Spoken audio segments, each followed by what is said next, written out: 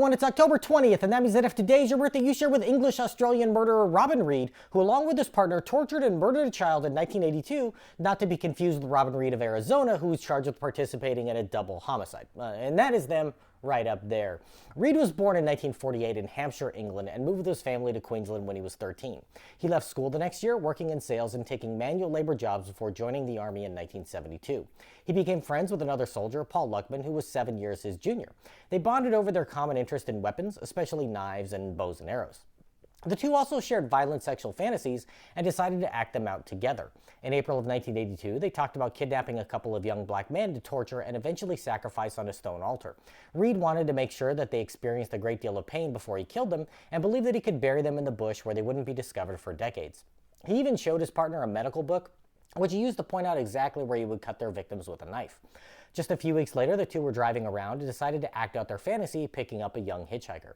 They blindfolded and handcuffed him at gunpoint before beating him severely. But they couldn't bring themselves to kill just yet and returned the teen to where they had picked him up. Reid didn't sleep for 2 days after the incident and decided that they had to find a new victim. The two found a pair of hitchhiking 13-year-olds and drove them to a secluded area. After handcuffing the teenagers, they went for a drive, smacking the boys and hitting them with the butt of their rifle as they drove along. Arriving at the beach on the Gold Coast, Reid stripped one of the boys nude and made him lay face down in the sand. They made one boy watch as they took turns sexually assaulting the other, alternately beating and violating the boy, using a hole punch to make holes in his ears, saving the small circles of skin. Reid and Luckman even forced the other boy to join in their actions, making him take a few swings at his friend with a shovel and pour sand down his throat. They buried the boy alive, but he died as soon as they covered him with sand. They then told the remaining boy that he was now one of them and made him promise not to tell anyone before dropping him off. Of course, the boy told his mother immediately and went to the police, after which he led the authorities to the corpse. The murderous pair were back at their army base and decided to leave town, stealing a car from a fellow soldier who they tied up and kept in the back seat. They let him out after driving around for a few hours, making him promise not to turn them in. Of course, he went to the police immediately when a roadblock was set up, capturing them a few hours later. Reid's home was found to have bags of pubic hair from dozens of different persons, and investigators believed he had likely killed before. Reid and his co-conspirator blamed the surviving teen for what happened to the dead boy, but no one believed their story.